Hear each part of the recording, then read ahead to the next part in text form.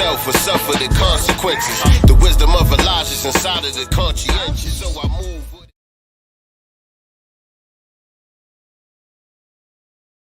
The person I'm going to talk about next is a person who's very near to me. A person who's a second-generation revolutionary. So please help me in welcoming Brother Tupac Shakur. Yeah. First, I want to say peace to my mother. She's not here, but I got to give a peace out to her, because I wouldn't have been here if it wasn't for my mother. And I look in the front of this thing, and it says start from within to rebuild our original greatness, right? Okay, well, that's what my mother did. You know what I'm saying? And I'm listening about freedom fighters and strugglers. Well, you got to understand that when it was in to have a gun and to be in the street, my mother gave that up to be in a house and wash the dishes, you know what I'm saying, and feed us and put the thoughts in our brains, you know what I'm saying? Because we didn't get any of that history from all of those soldiers that we lost. We got none of that. They all went to jail, if you can remember. They all went to penitentiaries. We didn't see none of that knowledge. If it was not for my mother who stayed home and didn't go out and do all that, then I wouldn't have had shit. Excuse my language. But I wouldn't have been nowhere. So what I want to do, hopefully, is I want to be, I am Tupac Shakur. I have to be a reminder that we can't chill out. No, it ain't time to cool out and banquets and all that. It's still on. It's on just like it was on when you was young, and you want to say fuck that, just like you said fuck that back then. So how come now that I'm 20 years old ready to start some shit up, everybody's telling me to calm down? You know, don't curse, go to school, go to college. Well, fuck that. You know, we had colleges for a while now. You know what I'm saying? And it's still Brenda's out there, and niggas is still trapped. You know what I'm saying? And it gets me hurt. because I understand that it's not going to stop. You know what I'm saying? It's not going to stop until we stop it. And it's not just white men that's doing this to Brenda, and it's not just white men that's keeping us trapped. It's black. You know what I'm saying? We have to find the new African in everybody, in all of us. Because if we keep running around looking for black and who got the most colors on and who got the baddest dashiki on, we still gonna get, excuse my language, fucked. Because it irks me that my mother right now is going through, you know, she has to get clean. This is somebody who I watched travel the whole country, you know what I'm saying, during a time when women were scared to speak up for the Black Panthers. She spoke at Harvard, Yale, everywhere. And now I see my mother as what's really going on. You know what I'm saying? And I don't see no big parades around my mother now. And she done got a dozen fucking awards. And I don't see nobody there. You understand what I'm saying? So about all this, I take that lightly. I take all this lightly. What I want you to take seriously is what we have to do for the youth. Because we're coming up in a totally different world. This is not the same world that you had. This is not the 60s. This is not that. We grew up DC, before crack. That should say it all. You understand what I'm saying? We did not grow up without parents. You had parents that told you this and that, and this is what went on back in the day. Now you don't have that. You have young kids, 14, coming home, their mama is smoking out or doing it to their best friend to get the product. You understand what I'm saying? So that means that it's not just about you taking care of your child, it's about you taking care of these children. Because that's what's out here. It's a gang of children. You understand what I'm saying? And it hurts. It hurts, but I gotta, it bothers me, not hurts. It bothers me that I have to sidestep my youth to stand up and do some shit that somebody else supposed to be doing. You understand what I'm saying? There's too many men out here for me to be doing it. Because it ain't my turn yet. I'm supposed to be following behind him getting the knowledge. I don't even got a chance to get the fucking knowledge. I can't go to college. There's too much problems out here. I don't got the money. Nobody do. You understand what I'm saying? So what I'm saying is it's not as easy as we mapping it out to be. And we got to stay real. We got to stay real. Before we can be New African, we got to be black first. You understand? We got to get our brothers from the street like Harriet Tubman did. Why can't we look at that and see exactly what she was doing? Like Malcolm did. The real Malcolm. Before the Nation of Islam. You got to remember this was a pimp. You know what I'm saying? The push and all that. We forgot about all of that. And our strive to be enlightened, we forgot about all our brothers in the street, about all our dope dealers, our pushers and our pimps, and that's who's teaching the new generation. That's right. Because y'all not doing it. I'm sorry, but it's the pimps and the pushers who's teaching us. So if you got a problem with how we was raised, it's because they was the only ones who could do it. They the only ones who did it. While everybody else wanted to go to college, and, you know, yeah, everything has changed. They was the ones that was telling you the white man ain't shit. Here you go. Check this out, young blood. You take this product, you switch it, you make money, and that's how you beat the white man. You get money, you get the hell up out of here. Nobody else did that. So I don't want to hear shit about nobody telling me who I can't love and respect until you start doing what they did. You understand what I'm saying? To me, this is Mecca. You know what I'm saying? This is the black family. I see it here. But what makes it even that much more sad, what makes me want to cry, is because as soon as I leave here, so does Mecca. You understand what I'm saying? We're going back to the real deal. Right out there, you're going to see them same sisters and Brenda. They right out there. And y'all going to get in y'all cars and drive the fuck home. You know what I'm saying? I apologize, but check this out. You can't be no more offended by my curses than what's really going on. That's real. That's real, y'all. That's real. Y'all gotta be truthful. You gotta be truthful. Because you letting the media and the white man cut us off. You let them say that the rappers ain't real, and you know, you gotta either be, you know, the intelligent person or you're a gun person. We all the same. We all feel it like y'all feel it. I just can't hold a straight face when I see it. Right. This is proof that we can be together. The young black male is the future of us. And the young black sis is the future of us. It's gonna be what you put into it. So if you don't put shit into it, don't be mad when you blow up. Yes, indeed. Young Tupac Amaru Shakur right there. Say what? West Side.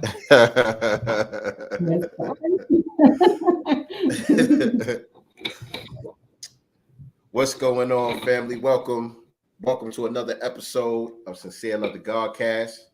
This is the Black Business Showcase. I am the God, Sincere Love, here with my lovely co-host, Nicely Girl in the digital building. Look like you're freezing up a little bit. You good? Okay, there you go. I did. There you go. I saw that.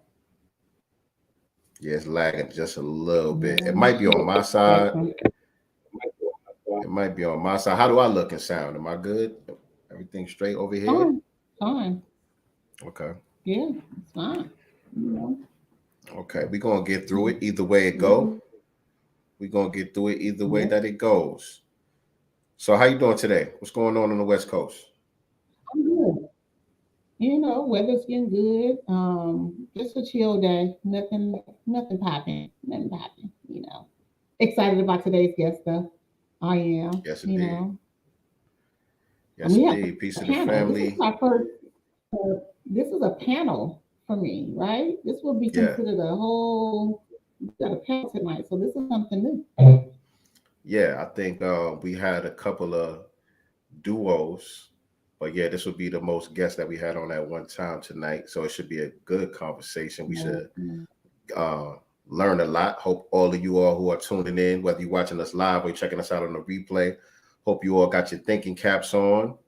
You know, I hope you all plan on engaging with us and, you know, asking questions in the chat and all of that good stuff, because we do plan on having a great discussion with our guests for this evening. And I don't got no official bio, you know what I'm saying? Because I would have probably needed like 4 or 5 bios.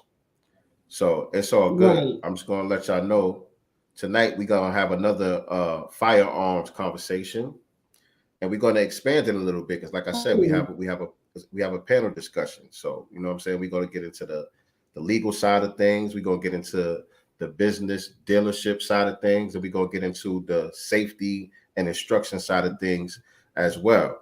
So, yes, indeed, family. So, yeah, make sure y'all hit the like button. Make sure y'all share this out. Let everybody know that we are live right now on Sincere Love the GodCast.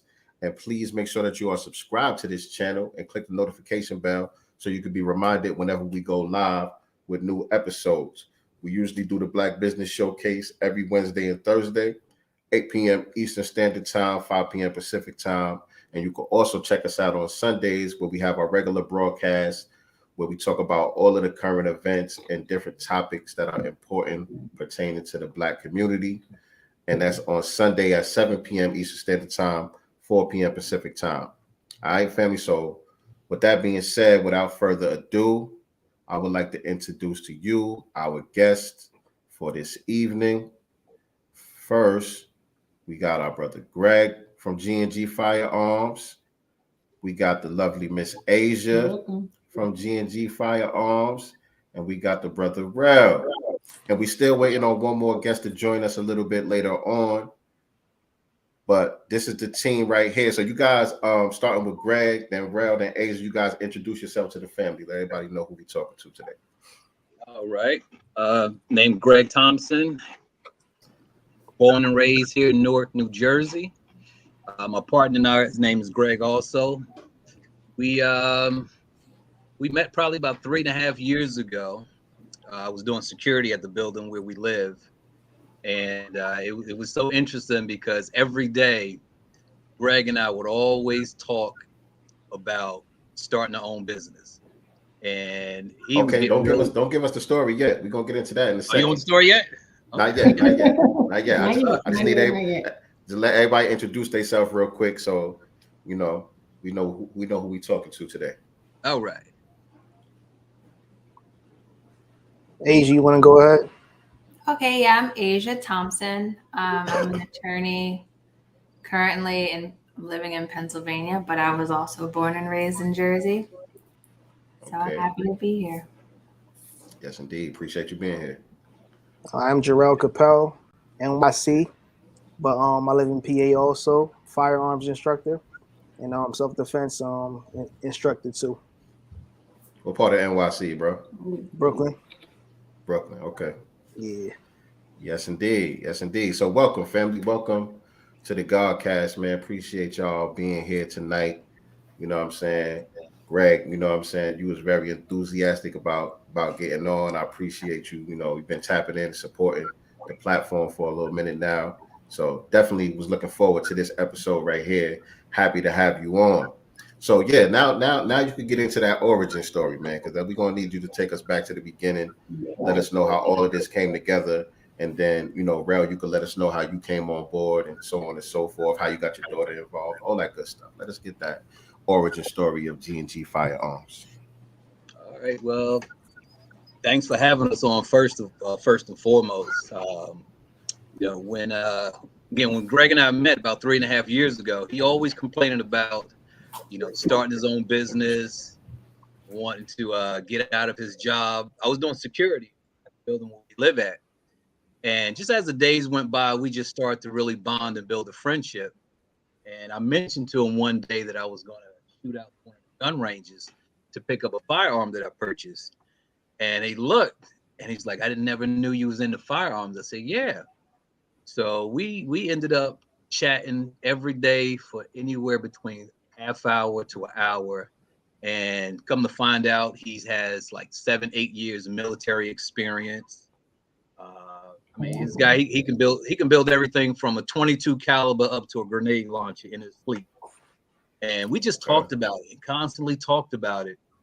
And January last year, actually, I told him, I said, listen, you really, really serious about starting your own business? He said, yes. I said, all right, I'm gonna do something.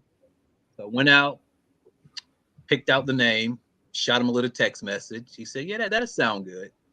About 2 days later, I had a good friend of mine out in Brooklyn also. He made the logo. So I shot him the logo. He said, man, I love that logo. So I waited about 2 weeks. I sat down, I wrote up a mission statement. I went ahead, I registered with New Jersey, got the tax ID number, got all of that, the basic formalities done, and sent it to him. And at that point, he knew I was really serious about going ahead and doing it. So the biggest challenge that we had early on was trying to work with the city of Newark. We spent like 7 months going back and forth with the zoning board. And when I tell you, when they talk about red tape, it's nothing like going through the red tape to really understand what they talk about red tape and politics. 7 months back and forth. And Greg got kind of frustrated. He was ready to give up. I said, you know what? Give me one more shot. Went to Jersey City, just casually, as I normally do every other weekend. And one building I always walk past, I saw a sign in the window, space available. I said, let me give him a call. I called him up, and the owner called me back 2 days later. I said, Greg, I think we got a spot. I think we got a real good spot over here. And after that, I can honestly say the owner was fantastic. He held that office space for 4 months, from September up to January. He understood that it was going to be a process trying to get the licenses. And to be honest with you, what a lot of people hear about New Jersey and how difficult it is to, start your own federal firearms license business is really not that hard. I mean, the state is strict in a lot of ways when it comes to magazine capacity, the type of firearms that you could, possess. But the actual process wasn't that difficult. But for anyone listening in this area or in the state of New Jersey, who's interested in trying to start an FFL, get the letter from the zoning department first and foremost. That's the very first thing. Newark, again, they took us through red tape for 7 months. Jersey City, they wrote the zoning letter for us in 4 days. Not a problem whatsoever. 4 days tops. And from there, we just submitted the application to the state police, submitted the application to ATF. And the only thing that was a little bit of a delay for us, which was interesting, when we originally sent the application to the state police, we actually included a form that was supposed to go to ATF, but ATF already had a copy of it. So instead of the state police just, discarding it, they sent everything back to us, but they kept the money order. So we got everything back. We just, took out the document that wasn't supposed to be in there and gave them a new money order. And then after that, ATF, we notified them. They said, well, since you had to start the process with the state police at this moment, and we're ready to come out, and this is late November, early December, they said, well, you have to withdraw your application until the state police is done. And once that was done, they came out last month. They walked in, looked around honestly, and just said, okay, well, listen, you met every requirement that we asked. Everything you put on your form, it fits to the T. And they said, just expect an email from us in a couple of weeks, or maybe a month or two. ATF came out afterwards, and they sat down and they did a very, very, I won't even say investigation, but they presented us with so much information in a positive way that it really encouraged us even more, and just helped us to realize that we made a really good decision, to go this route. I know ATF get a bad rap in a lot of ways, but I can honestly say during that meeting, they gave us a lot of pointers, a lot of tips, and they just tried to help us to look at things from the perspective of someone who was a victim of a firearm incident. For example,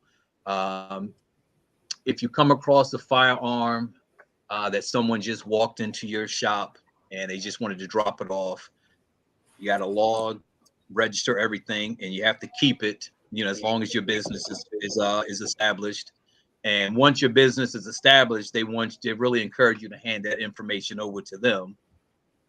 But they present it in such a way as if saying, just imagine if you had a family member that was, unfortunately murdered or shot. And this is the only way that we can go back and track it. So, they had a nice way of smoothing everything out. But overall, it went pretty good. And again, the process, isn't, that difficult, here in New Jersey. A lot of things are strict, but, it's not too difficult.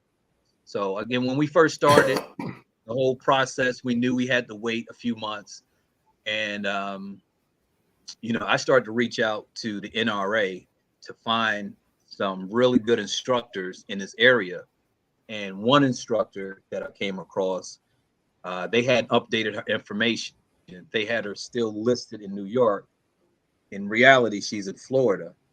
And I reached out to her. She called me back. She says, wow, I thought they updated my information. I've been in Florida for a good minute now. But she said, I got the right person for you. She said, I'm gonna give you his number, and you better reach out to him. I said, all right. I said, no problem. I shot Jarrell a message, and I'll let him pick up from here, how things been going and how, he got involved with us.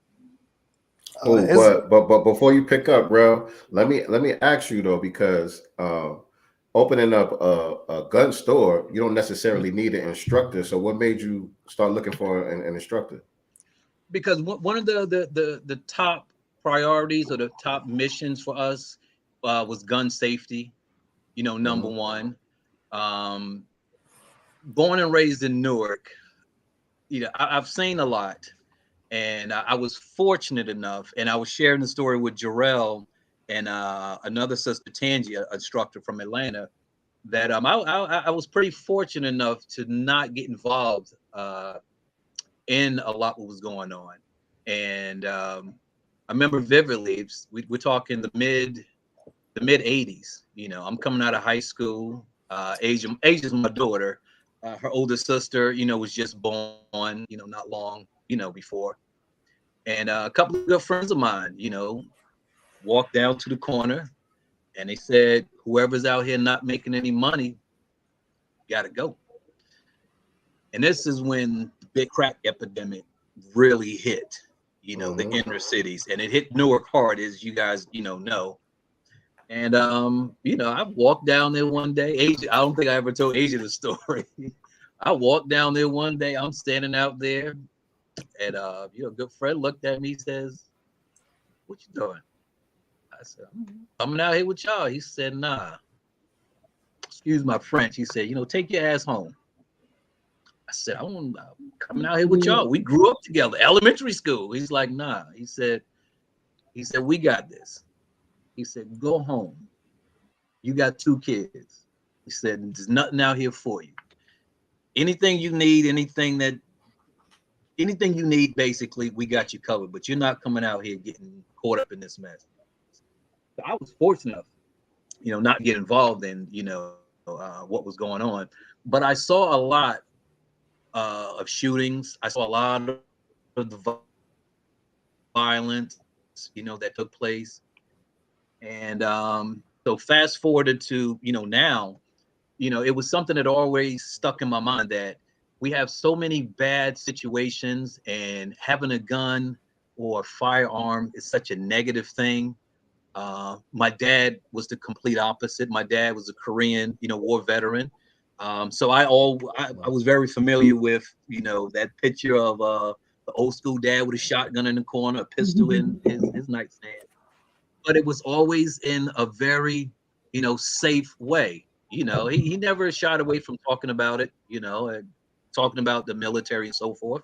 So, we get so many bad examples and negative, you know, publicity about guns and firearms and safeties. And I told Greg, I said one of the top things that I'd really want us to do and focus on is, some training, basic safety handling, self-defense classes. Definitely, pushing, the Second Amendment. And that's Asia and I, we had plenty of conversations while she was, in law school, about the Second Amendment and so forth. So it's just something that's, personal, to me in a big way. It's not, it's not about the rush or whatever, however someone wants to explain it, about being around firearms, being able to sell them. To me, it goes a little bit, more personal, than that. It's not about the money. It's not about anything like that. It's about safety, first. It's about teaching and going up against all of the negative things that we hear about firearms. And I'm really tired of people, saying, guns kill people. Guns don't kill people. People kill people. Dr. Umar Johnson gave me a perfect, analogy. So you can take a gun, sit it on the table. It's not going to do anything. One person can come and he can see a young lady, a sister being attacked, and that person can pick that gun up and, defend her. Another person can walk and pick up that gun and use it as, an instrument of violence. So it's not the gun or the firearm itself. It's individuals. So I really wanted to, sway more towards helping and teaching, the safety, aspect, of firearms. That's what's up, man. It sounds like The you media has fighting a lot against a to lot do with of that. sound like you're fighting against a lot of stigmas too. You know what I'm saying? Oh, So yeah. if we could a little bit later on, I would like to hear that mission statement. You know what I'm saying, that you came up with in the beginning. But also, I appreciate you sharing that story about when you was coming up and your mans and them basically ran you off the block. You know what I'm saying? Told you to go home and all that, because those stories are not shared enough. That's something that's actually more common than people would think. And those stories are not shared enough. It's always, especially in Hollywood and all that, it's always they make it seem like the gangsters is courting little kids off the playground to come join the gang, and you know what I'm saying? But those stories like the one you just shared are more common than people like to admit. But so yeah, I appreciate you sharing that, man. So yeah, Rel, let us know, where you came in at. I came in I think Greg contacted me, was it early, mid to late December 2021. Lou from Lou Tactical in Florida had recommended me, and I contacted him. That don't work. And it was a go from there. So for me, it was the same thing as him. I'm trying to break a stigma. I'm trying to see my people, get to a point where we are protecting ourselves and we are educated on firearms. It's personal for me also because I am a self-defense survivor, victim/survivor. I don't like using the word victim because I'm a survivor. So when I woke up in the hospital after being shot, it was like, listen, everything that I learned in the years from watching YouTube and the knowledge I took in, it became personal. Like, listen, I feel like I need to be out here teaching people how to defend themselves, what to do, what not to do. And like I said, it's personal for me at that point. So that's why I came in at. So, we're going to talk a little bit about your incident today too. You know what I'm saying? Okay. If you don't mind sharing, you know what I'm saying? But prior to that, were you already training? Were you, aside from just watching the YouTube videos and stuff like that, were you already, trying to become an instructor? Were you on that path, or did that kind of spark it for you? You know what happened? I was actually, me and my boy was actually trying to start a YouTube channel, like showing people how to like break down your gun, clean it, do all of this. Okay, so I was gaining, I was gaining knowledge as I was already going. Plus, I've been shooting for like maybe 10 plus years, but in the past 5 or so years, like at one point, I started going with a purpose. Like, I'm not going there just to shoot at paper. I'm, working on my aim, my stance, everything. And I feel like it all just came together at the right moment. When I got my permit to carry in Pennsylvania, I was like looking around at all the people that was picking up permits. I seen females, I seen males, I seen the elderly. It was one man in particular I seen, he was walking around with an oxygen tank. So in my mind, I'm like, how would he get to a firearm in a situation? He's dragging an oxygen tank. It was females, of certain religions, Islamic, they're garbed up. So in my mind, I'm trying to process, how would you carry and whereas you can actually defend yourself in a way that, you can get to your gun without it being in your bag. Because if somebody snatches your bag, then you already halfway out the fight, I want to say. So, I mean, I think it started there too. And that was like 5 years ago when I got my permit to carry. And like now when I look back at it, and I'm like, all of these questions and stuff I was noticing, it was like the build up to me becoming who I am today. Yes, sir. Yes, sir. Okay. And Miss Asia, tell us about your involvement and how Dad convinced you to get on board with all of this whole situation. Was this part of the plan? Is this why you went to law school? And your mic is muted, by the way. Was this part of the decision for you to go to law school, or were you already in law school and then Dad came up with this plan and you said, okay, this works? Well, I was already graduated from law school when Okay. the business came about, but definitely something that we've always had conversations about Second Amendment rights and other types of rights, Fourth Amendment, Fifth Amendment, Sixth Amendment, like all of the criminal law rights in the Constitution. But yeah, I've most of my focus in practicing is definitely on civil rights issues, constitutional rights issues. So this definitely falls right in line with that. Yeah, so I mean, he definitely didn't have to onboard me. I was definitely already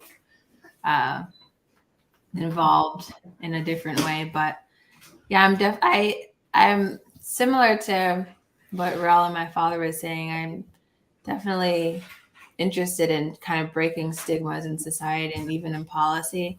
Right now, I'm working mostly in a nonprofit sector, working on policy issues. So it's just something that I'm already passionate about. So it just fits perfectly in what How do you feel about the Jersey laws as they currently are around the Second Amendment and gun ownership and all that? I mean, Jersey is one of the more strict states, so I feel like I think they could. I don't like that they're so strict. Okay. It seems in a lot of ways that they're strict just because. In a lot of ways, it's like it's obviously you guys, as you guys know, like it's harder for certain populations of people to get access to certain things, and and a lot of New Jersey laws are just still that way and remain to be that way because it benefits certain people. But like I'm in Pennsylvania. Pennsylvania is a stand your ground state. Right next door is New Jersey. Right next door. And it's like I live maybe Mhm. 45 minutes from New Jersey.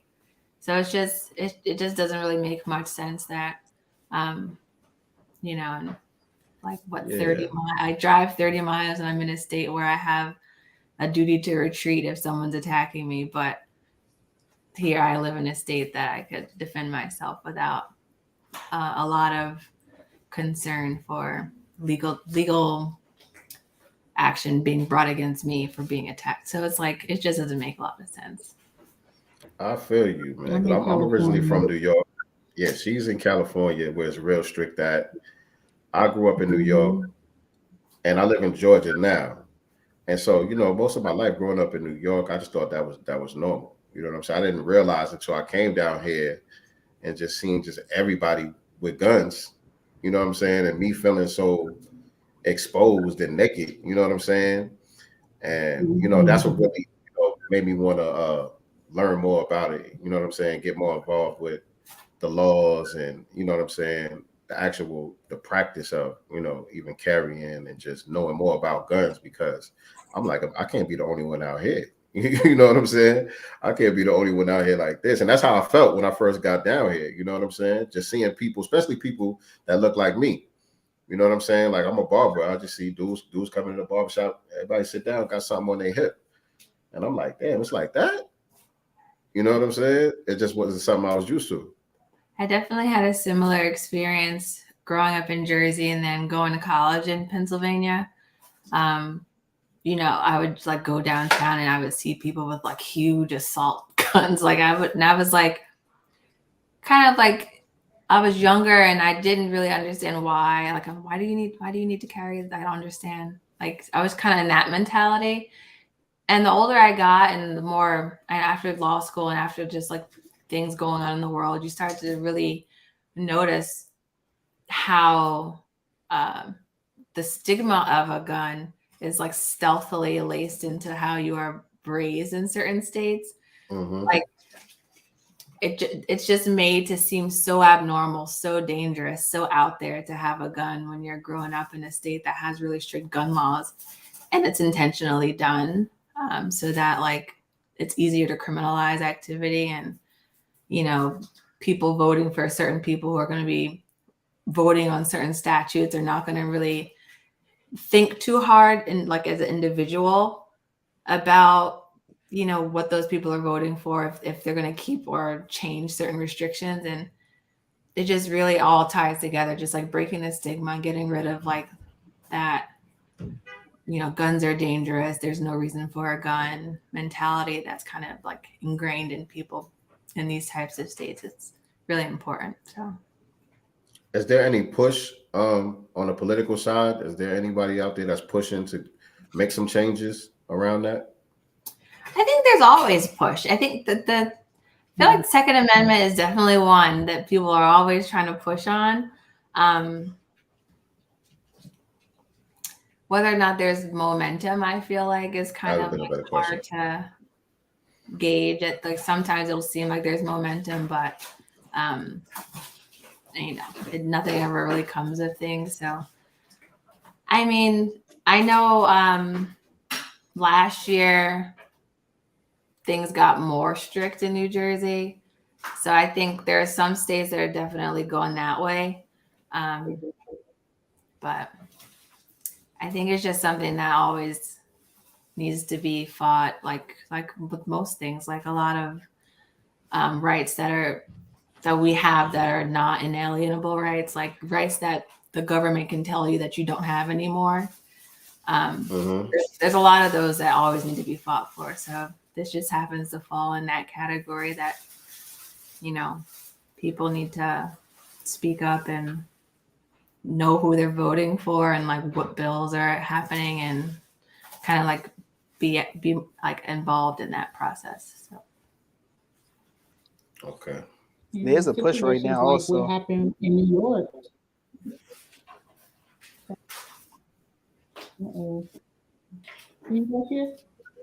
Go ahead, Rob. No, I was saying right now there's a Supreme Court case against New York for how strict they are on their gun laws. And I think they're supposed to make a decision later on this year. But if it goes in the favor of the Second Amendment, it can mean big change for a lot of states, just like New York, Jersey, maybe even California. I know California's in a different circuit, but if it does pass, it will set precedent that can possibly be used to help fight the states with the tight gun laws. So, I mean, if people need to know about this, and I know they urge people to contact their representatives and let them know that this is something that you're really strong about. But personally, I believe is a lot of people in our demographic, we tend to just go out there and vote and shut the door. There's no checking to see if anything is being done afterward and to see if this person is actually, really doing stuff for us. I mean, like, it is a big stigma when it comes to firearms, and it's usually negative when it comes to our demographic. I've watched so many videos where I've seen different groups of people, they train, and it's not in no way evil. It's just that they train, but we just sit back and we're taught, well, call 911. Well, realest statement I ever heard is that they say when seconds count, cops are minutes away. You always going to be your first line of defense and your first paramedic if you know what to do. So this is why I feel like we should push for people to actually understand what the laws mean and what actual gun control really is. Because, I mean, anybody with logical sense to see gun control doesn't stop criminals from doing criminal activities. It stops law-abiding citizens from owning guns, if anything else. Yes, indeed. Peace to the family in the chat. We see y'all. We're not ignoring y'all. I just don't want the stream to get messed up. Is why I ain't really putting nothing up on the screen. This is our first time broadcasting with so many people on. So I'm just trying to make sure everything goes smooth. But we see y'all. Y'all keep engaging in the chat. If y'all got any questions, just type it in and we'll get to your questions as well. But so Greg, I know you said, you had a little bit of a hard time in Newark. Things went a little bit smoother for you and in Jersey City. How has the reception been, from the people since you've been open for business and, our people in particular, you know what I'm saying? Your mic is muted. There you go. The support and the open Firearms, I mean, it's like night and day compared to Newark. And the firearms unit of the Jersey City Police Department, when they found out when people come in to either fill out the paperwork to obtain their firearms ID or to pick up, their gun permits, and they're giving out our information like left and right, without hesitation. Hold on a second. Is he going in and out on your end? Audio. Is it choppy on your end? Definitely. Yes. All right, G, we gonna come back to you on that. Are you on a computer or are you on a phone? He did have. I don't think he can hear me. Yeah. I don't even think he can hear me. But we're gonna swing back to him in a second. Let me just mute the mic. Oh, he popped off. Yeah, he's having a little trouble with his service. Yeah. But did any of y'all want to speak to that as far as like what the reception has been like since the shop been open? Yeah, I think Greg knows more about that. I know it was cutting up, but he has been like taking our flyers for our safety classes to the gun permit unit in Jersey City, and we've been getting clientele from there to come to the safety classes, because the safety classes we had set up before the all the paperwork was processed and everything with the ATF. So we've been doing that for like maybe this is the fourth month actually. So I think he's coming back in. Greg, can you hear us? Yeah. I think he might still be having a little trouble. Yeah, I can hear you loud and clear. I don't know what happened. Yeah, it was chopping up on your end. Yeah, are you using a phone or a laptop?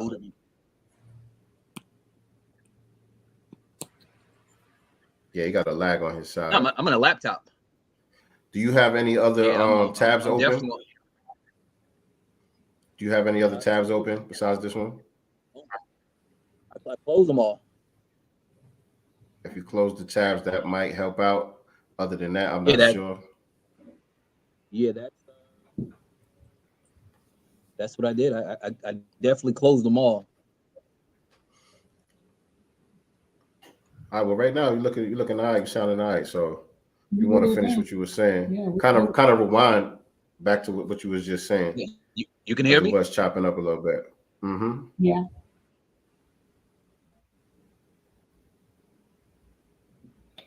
Ah, man. Nope. Okay, yeah, we just have Nope. Nothing. No.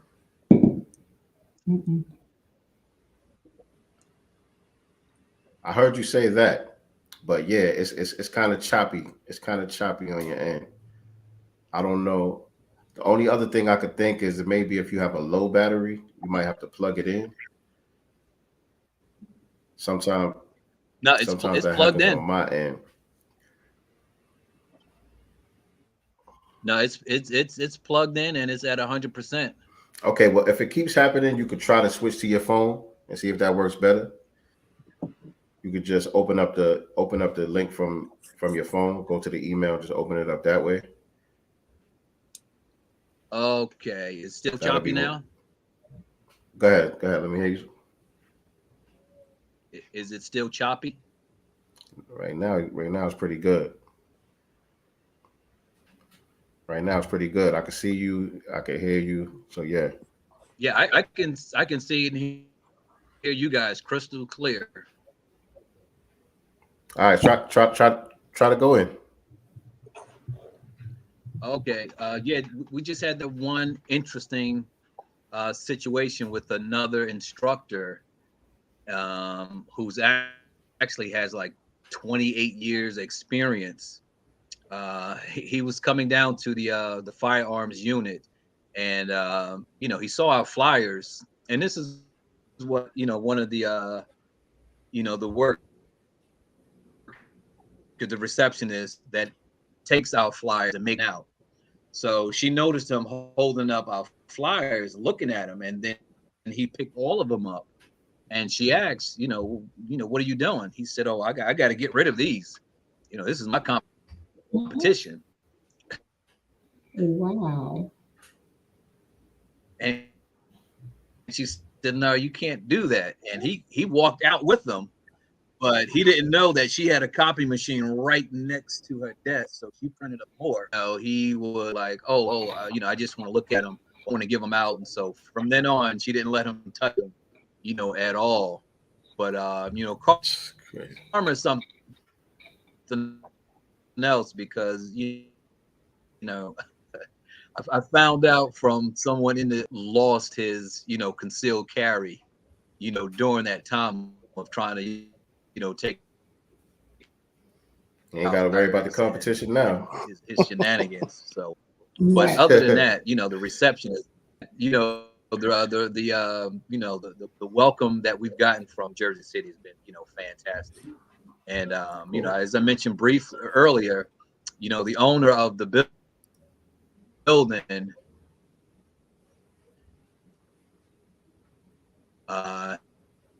he held that office space for us for 4 months, from September, Yeah, it's messing up again pretty bad. I can't hear him. Yeah, I can't hear him. It's all good. is It's it all good. choppy? We'll swing back. We'll swing back to you, Greg. Brother Rel, man. Mentioned earlier, you know what I'm saying, you had an incident where you had to defend yourself in a certain situation that took place. You want to briefly let us know what happened with that?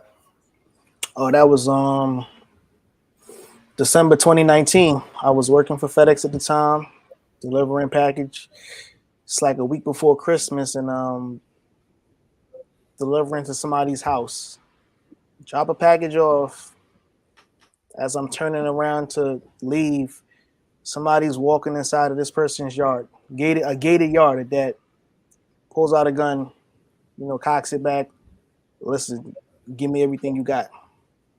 So, I mean, What I city say was this. this? This is Philly. In Philly. Yeah. So like I tell people, it's crazy. I own a few guns, but it's nothing like having a gun pointed at you that it just scares the crap out of you. So I'm shaking.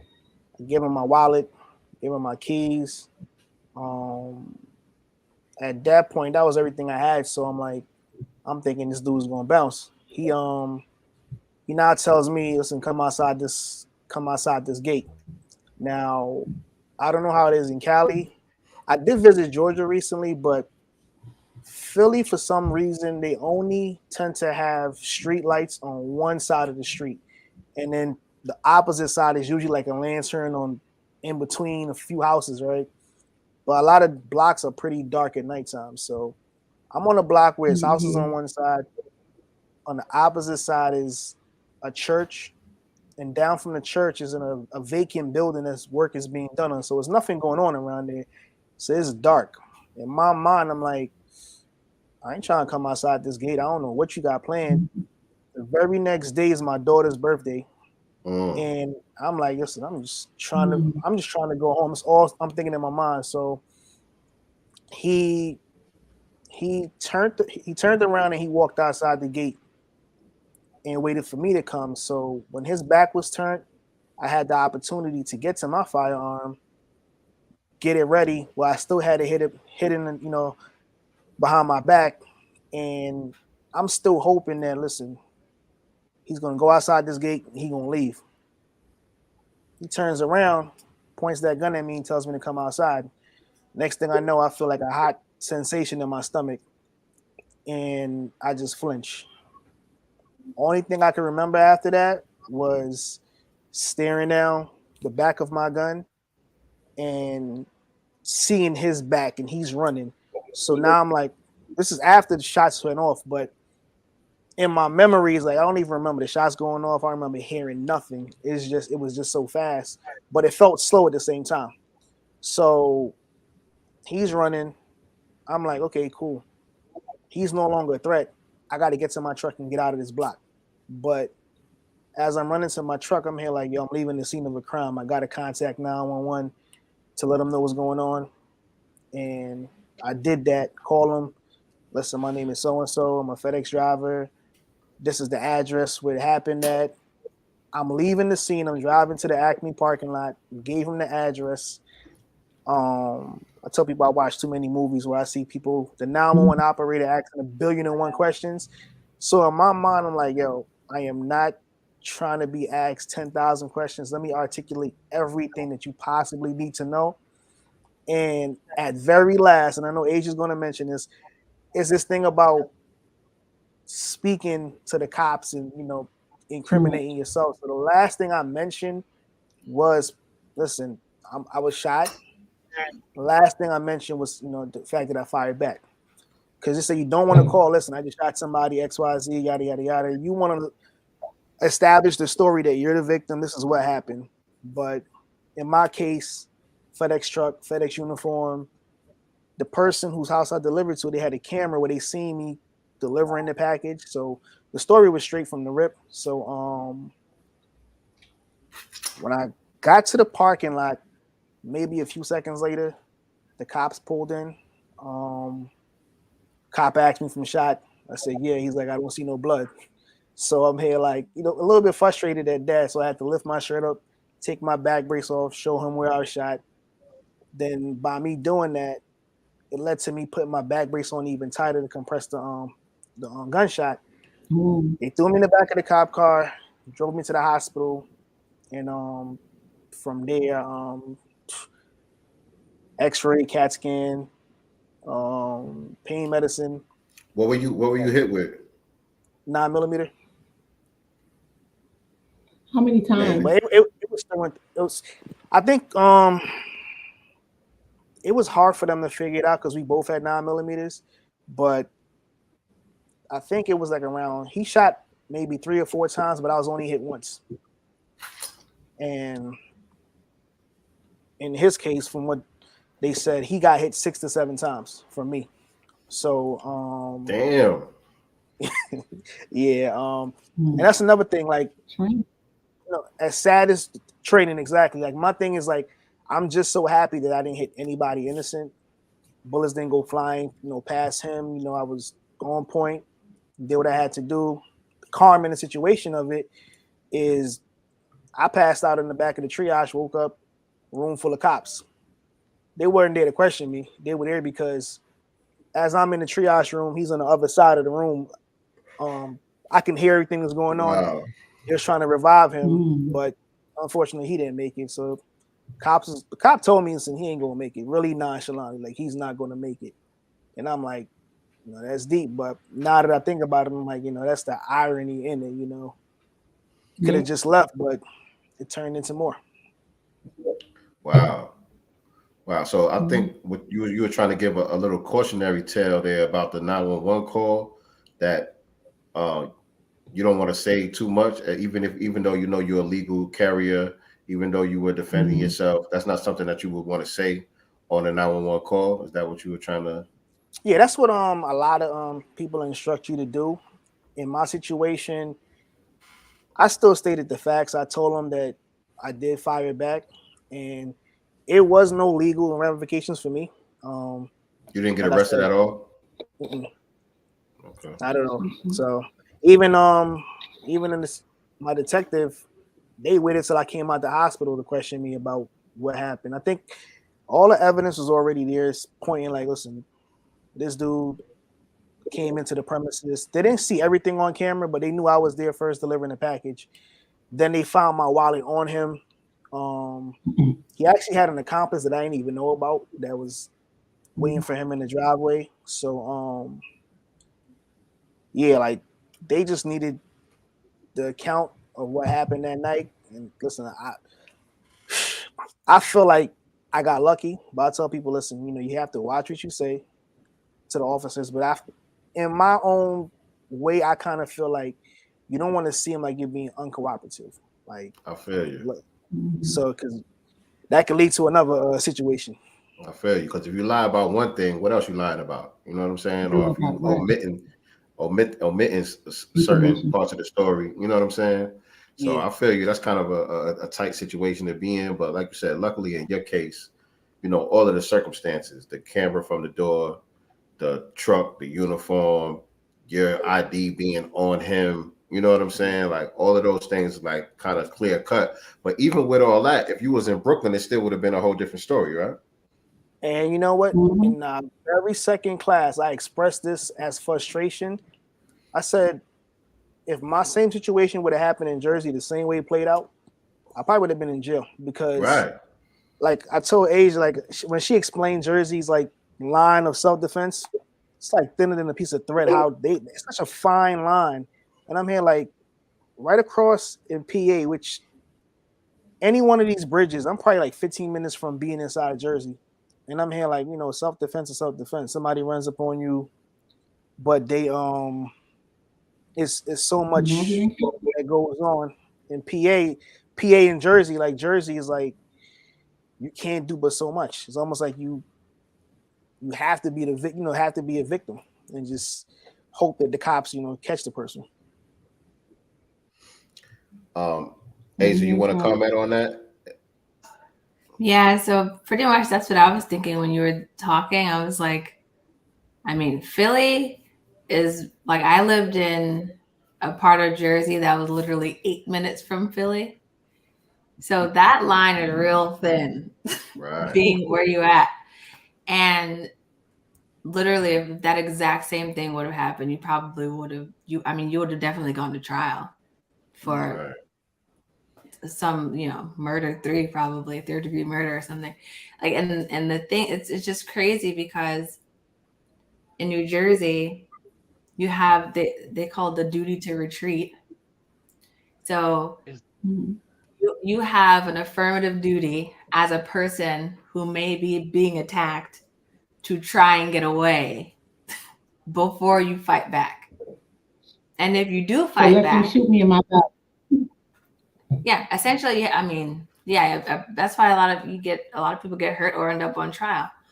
And then if you do fight back, you have another duty to not cause any more or not to use more force than necessary to get away. So deadly force is something that New Jersey is not something that is oftentimes seen as necessary. So I mean, there's some cases where maybe if they're in your home and there's like a real crazy set of circumstances that they might not charge you if you look a certain way, they probably won't charge you. But yeah, most cases, if someone shoots you, I think the thing that like triggered it in my mind is if they shoot you and then they run away from you, technically in New Jersey, you don't need to defend yourself anymore. Right. So even that one little fact could change how they charge you. So like, I mean, they could charge you with second degree murder at that point, like intentional homicide. Like you could go to jail for life for defending yourself. So it's just crazy, just how unnecessary some of these laws are and how they really backfire on the people who are, in danger a lot of times. So. And it's two things I wanted to mention, like, because my lawyer explained to me, he was like, for the simple fact that I was at work in somebody's yard, it pretty much was nowhere for me to retreat because I'm kind of skewed on PA because I know we have castle doctrine, but I wasn't sure if we had a stand your ground statute also. But the way he explained it was like, there's no way for me to run and actually retreat too. But I was also, from watching a lot of shows, I know a lot of times when somebody's in the commission of a crime with an accomplice and one party dies, usually the accomplice gets charged with felony murder. Felony murder, yeah. And that's what I thought his accomplice was going to get charged with. But, listen, I'm not going to knock the legal system and the police. Like, when it came to the evidence, what it came down to, what they were saying was like, you had no smoking gun, saying that they legally knew that they planned this out because they was together in the car all day, so it was all verbal back and forth, and you can't present that as evidence in court because nobody was there to hear it. So, but that was one of my things, that his accomplice was going to get charged with felony murder, but I don't think he ended up getting charged with that at all. Was he charged with anything? As part of the robbery or anything? He was, and I think he's already, both of them was actually had rap sheets. So accomplice, yeah, both of them was on parole, so they added more time onto him and whatnot. But yes, indeed. So you back, Greg? I'm back. Yeah, I hope this phone doesn't act up. No, I think you good money with the phone. If you could turn it sideways, it would be a little bit better, but it's fine the way that it is. If not, like rotate it. Yeah. Yeah. So, Rel, since you are the instructor, sometimes everyone can't get out to the range, and train out there maybe once a month or something like that. How important is it to you for people to at least dry fire at home? Because that's still, creating that muscle memory and, and stuff like that. Listen, dry firing is very important. I own a SIRT pistol. I'll take a break and go grab it, but I use that in the house. It is pretty much a Glock size, shape, weight. The trigger presses, and I practice my aim with it. Sometimes I stand like 12 yards away from my kitchen and just put a target on the cabinet and just practice on that. The dry fire for the trigger prep, sight alignment, also just being in the house, watching TV, just working on your grip and a lot of these things. I took a dynamic pistol class back in August, and some of those routines I still practice at home because everything is not, you see a lot of instructors on YouTube showing you, on go, reach for your weapon and fire. Who's walking around life like this? So I try to tell people, listen, you want to be standing, this how you going to be standing. Your phone might be in your hand. You got to drop your phone and practice these things at home in a basement somewhere. Take the ammunition out your gun, put it in another room, and all these things add up. Like that's how I became proficient. Like just day in, day out. I had to train myself to shoot with both eyes open. I'm a cross-eyed dominant person. Right hand dominant hand. Yeah, left hand, left eye's my dominant eye. But it's funny. I told people I take my safety glasses, put grease on the left lens, and force my brain to switch my right eye to the stronger eye. So, it's a lot of things you can do at home, and then when you get to the range, put all those things into practice. It still works. Right. Yeah, and dry firing, you can practice if there's a malfunction, reloading, everything. Just, sitting on the couch, like you said, in your room, just making sure, that grip is there. How you carry, if you're an appendix carry, if you carry on your thigh, if you carry, on your ankle, whatever the case may be, just making sure that you're doing that practice because something can happen while you're at home. This is the place that you're at, a lot of us the most. So, anything can happen here too. Absolutely. Now, do you train at all, Asia? Do you train and shoot? Not yet, but I want to. Asia, come on now. Come on now. I know. I'm very pregnant at the moment. But when I'm done with this. Wow. Nice. Congratulations. I do gotta add her little sister, Sanaa, she's 4 years old, And me and Jarrell and I, we laugh about it all the time. She pretty much took over the office. When she's at the gun range, with us, they spoil her from the second she walks in. Oh, they stroll her back to VIP. She can take whatever she wants, and that's what we want. That just falls in line with bringing that the awareness and teaching and educating, gun rights, gun safety at a very, very young age. And it's that stigma again, part of that stigma where we get a bad rap. You think of guns, you think of kids with guns, especially us of people of color. You can put two photos side by side, and we'll get the bad rap. That is all negative. Even from Black people. Yeah. Yep. Amazingly, there's a brother that I was following before my old page was hacked on Instagram. I believe Derek Grace. He's very big on the Second Amendment and teaching and educating his children. And again, that falls in line with what we strive to do, is bringing that awareness, bringing that education, about gun rights, not only gun rights but gun safety. And a couple of weeks ago, two of my grandchildren, they were at the range with us.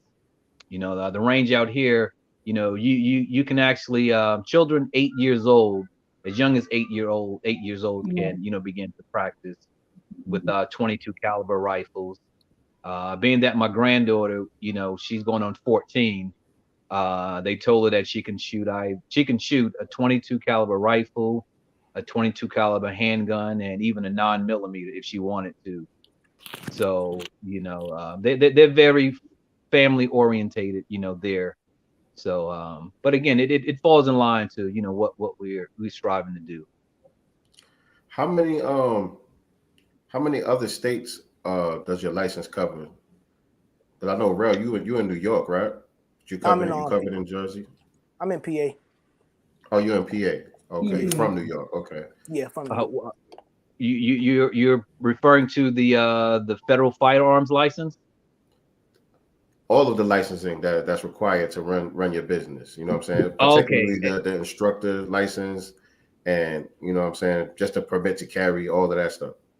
Okay. Jarrell can definitely touch a lot more on the instructor perspective, but I'm sorry.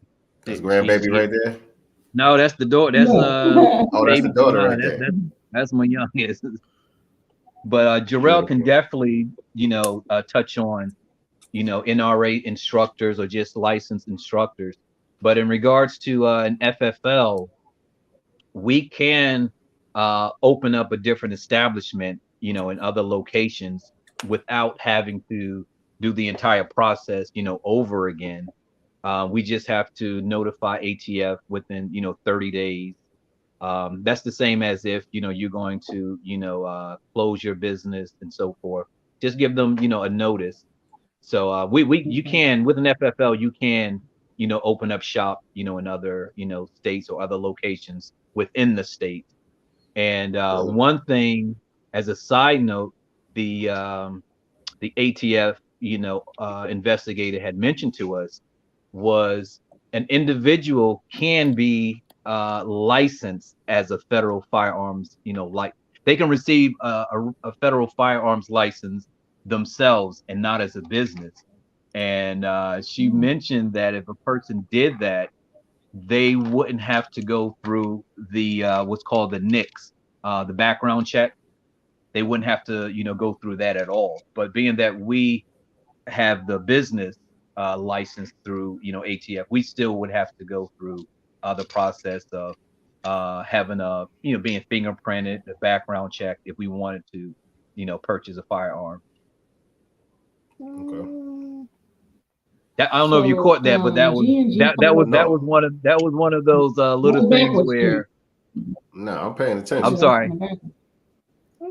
Yeah, that was So one that of was kind those. of like an individual.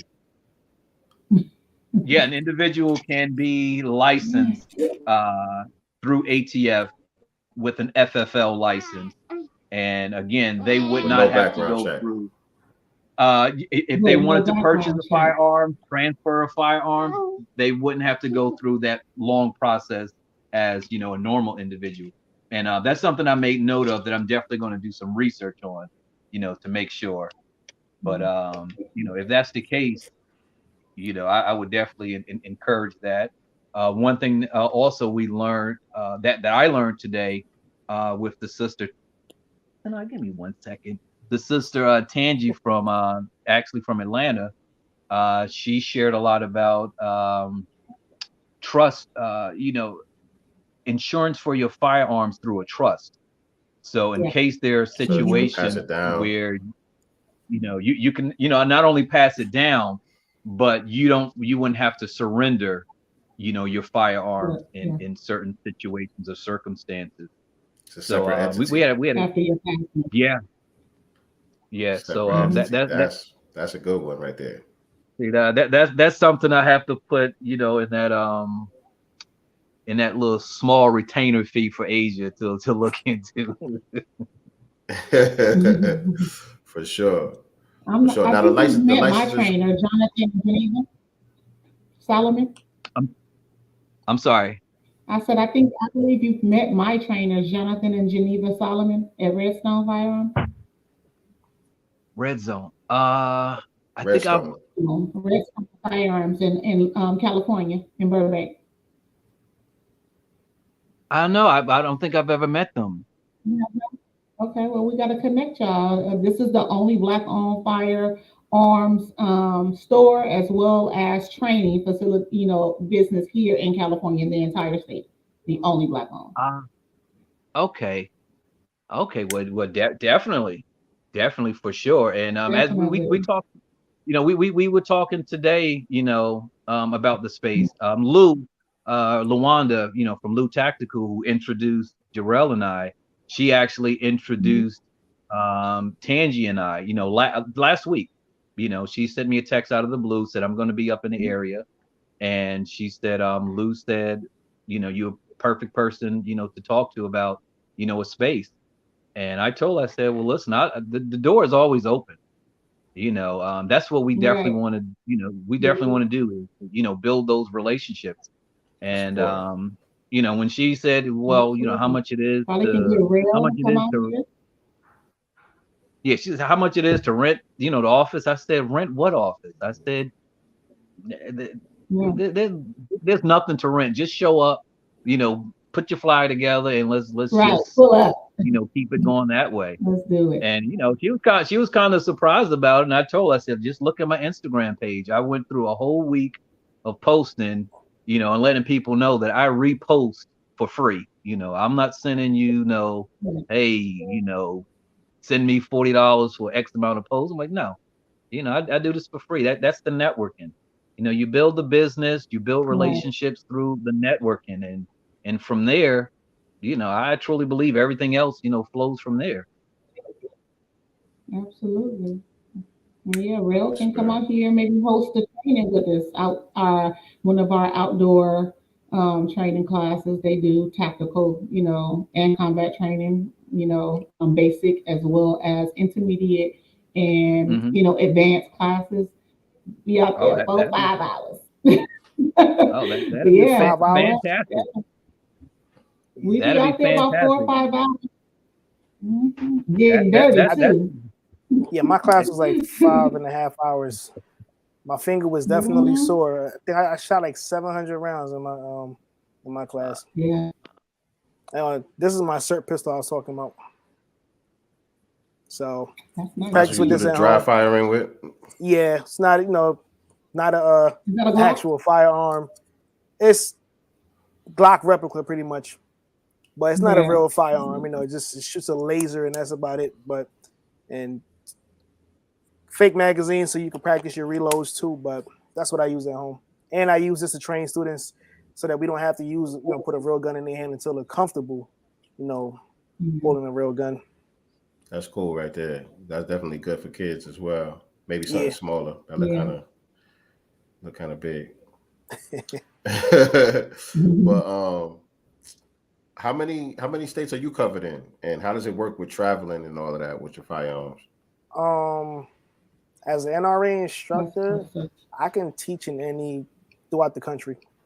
But I try to like watch the states. Because I'm cool with Greg. When I go to his classes, I just show up with my cert and my range bag. I haven't bought any of my pistols across lines yet. I'm trying to make sure I'm cool. For me, because I'm in PA, free state. Most of my guns have 15 round magazines or more. Jersey's a 10 round state, so I Mm. gotta actually buy some 10 round mags so I can actually travel into Jersey.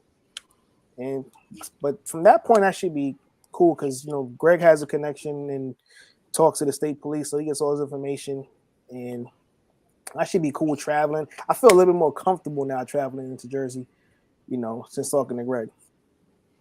I How, was, how I was long has it? actually worried about this at one point because I'm like, they're strict, but I'm like, this is not a BB gun, and you should know this can't do anything. But I haven't had no problems with it. Right.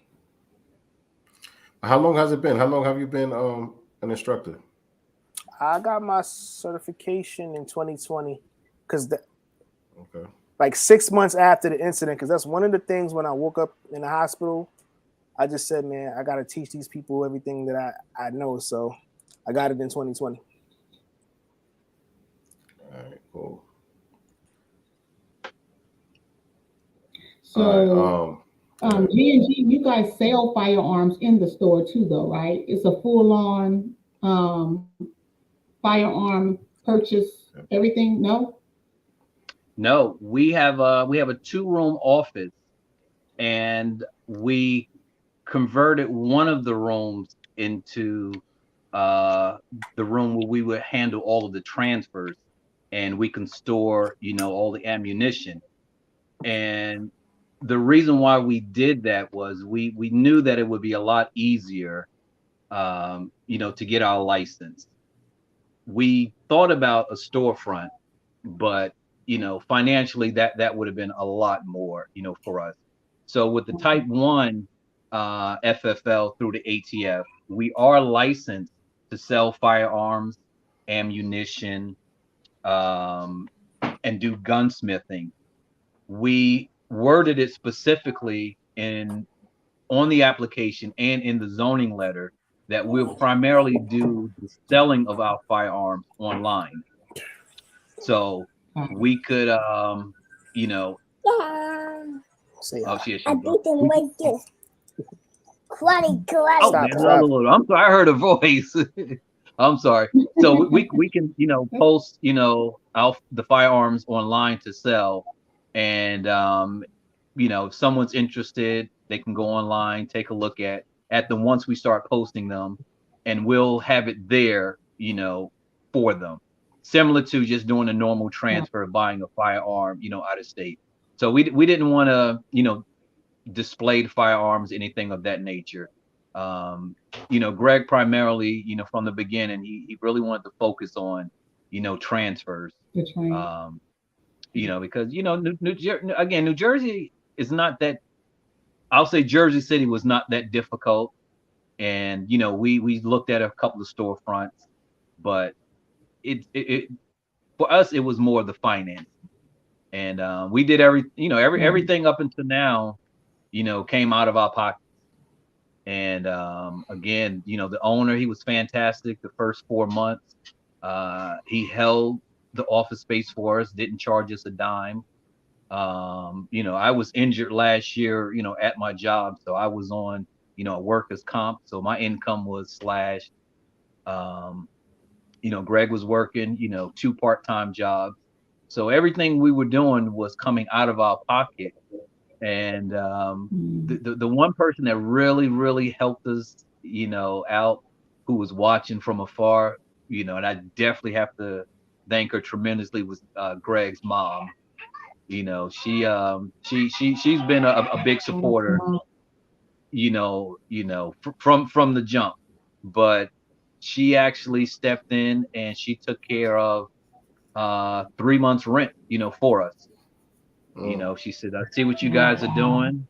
And, I know it could be a little challenging, but, here, I want to do this for you. And Greg and I, we actually talked about it this morning. She's looking to, invest a lot more. She pretty much wanted to see, make sure that we were really serious about it. That's what's up, man. Shout out to the community. Yes, yes. So what about consignment sales? So say I have a firearm here in California, um, and I want you guys to maybe sell it for me. Obviously, you know whatever it takes to do that. Like, do you guys do stuff like that as well? I guess it's called consignment sales, if I'm not mistaken. Yep, that was something that ATF sat down and went over with a fine-tooth comb regarding that. If someone came in and they left the firearm for us on consignment, I'm sorry, Sanaa, one second. If someone came in and they left the firearm on consignment and wanted to come back and pick it up for any reason, whatever the reason is, we have to do a background check on them, number one. And number two, they definitely cannot send another person in, to pick it up. Yeah. And if that background check, the fingerprints, if there's red flags, they're kind of out of luck, basically. But yes, we can do, consignment. One second. Okay. All right, so I guess this would be a question for you, Rev. And in martial arts, there is a quieting of the mind that we must master to override emotions and execute training efficiently. Is it true that excellent marksmanship requires that same quiet focus? And that's from my brother Jackson in the chat. Oh, your mic is muted, bro. Yeah, I definitely believe in marksmanship, training at the range. Quiet your mind. You run through your fundamentals, checking your grip, your breathing. Because people don't understand as you're shooting and you're breathing, it's a subtle sway that your body has. So if you inhale, exhale, and where your body takes that natural pause, that's where you want to break your shot. But that's in marksmanship. But the more you train, you kind of ingrain the muscle memory, like we spoke about before.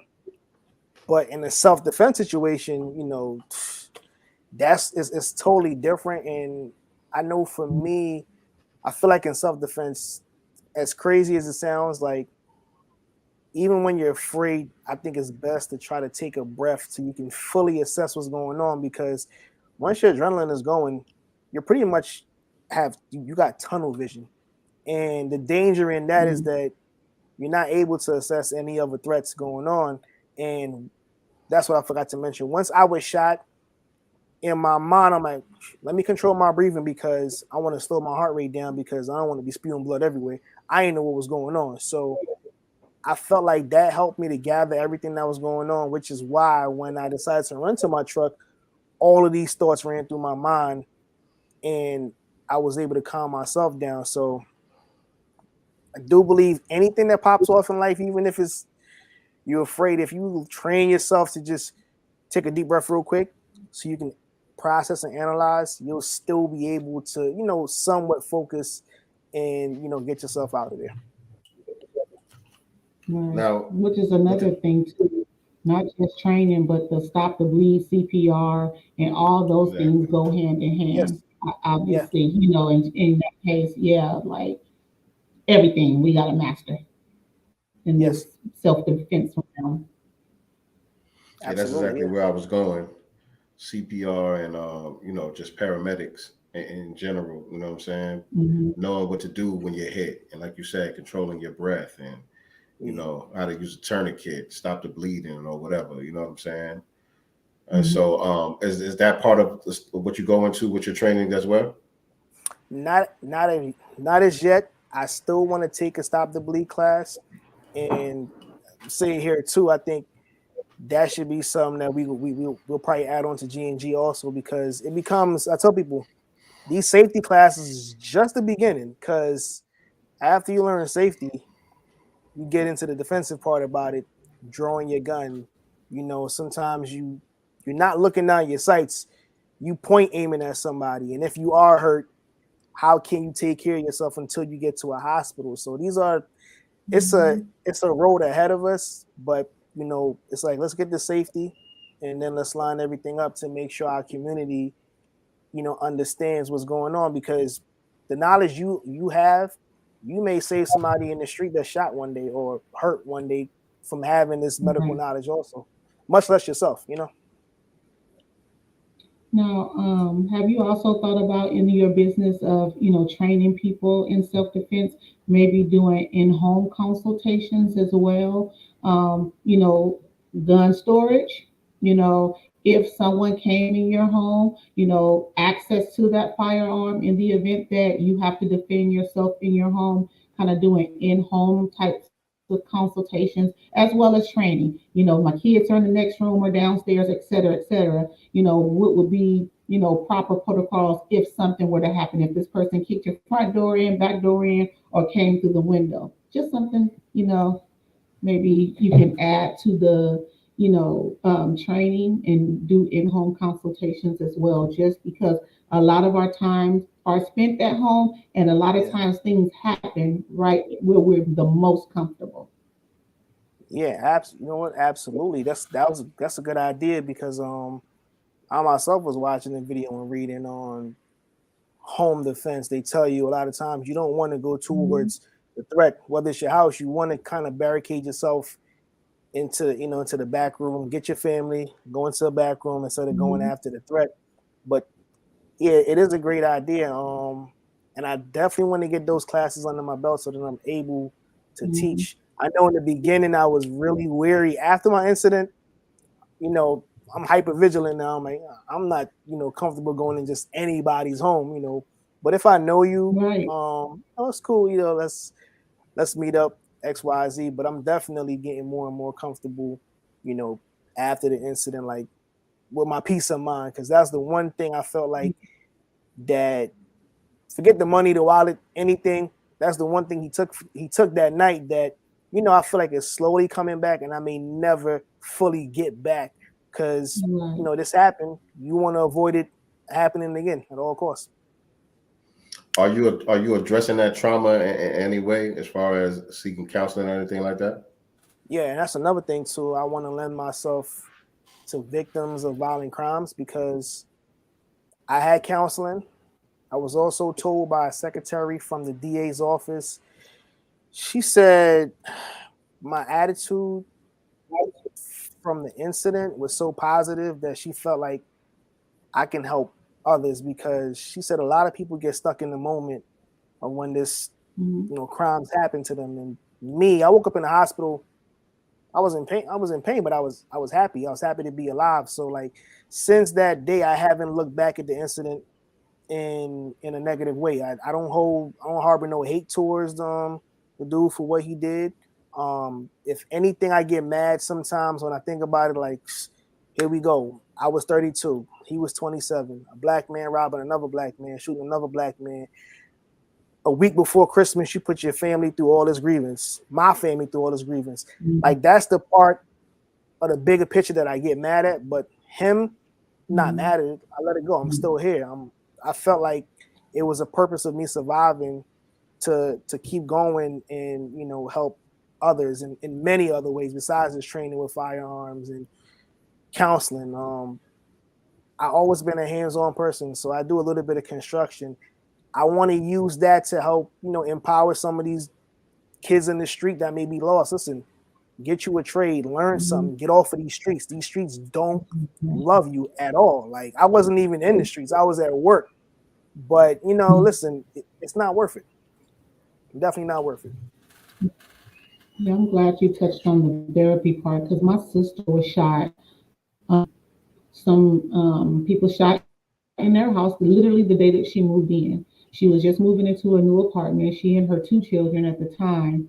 And here, there's a lot of, unfortunately, Black and Hispanic crime, right? Where they, each one may target the other, right? And so this was a predominantly Hispanic neighborhood. She moved in the night. They hadn't even put the beds up. And so luckily they happened to be sleeping on the floor, she and her children, and they start shooting up the house and she was hit with my niece and my nephew in the home. And she never got therapy. And let me tell you, she needs it still because she can't hear, and this is a long time ago. She can't hear, a pin drop or the slightest noise. She's just overly sensitive. She's terrified of firearms. Completely refuses to have one in the home.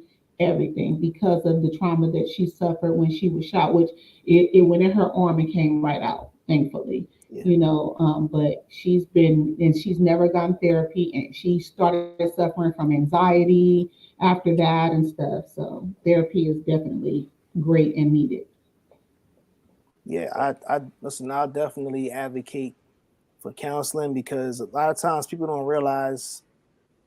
I don't know why there's a negative stigma in our community about therapy at all, but Right. just sometimes speaking out and talking it through, you kind of get to a point where you realize, like, you know what, this happened.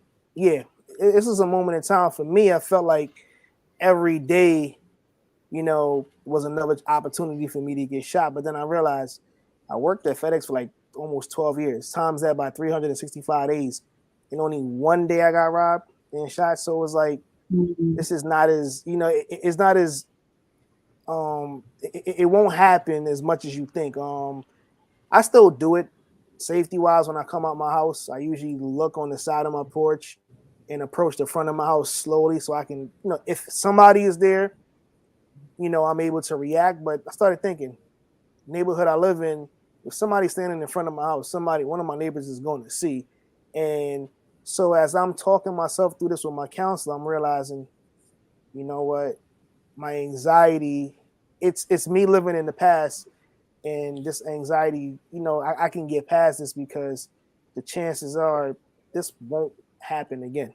So just talking past Right. it sometimes, can help a lot. And so, Right. Asia, this question would be for you, kind of a legal question. She said, Jackson said, family, how important are gun laws when weapons are usually used in moments of heightened emotion or circumstances which bends the law? Oh, well, Mm. they're pretty important.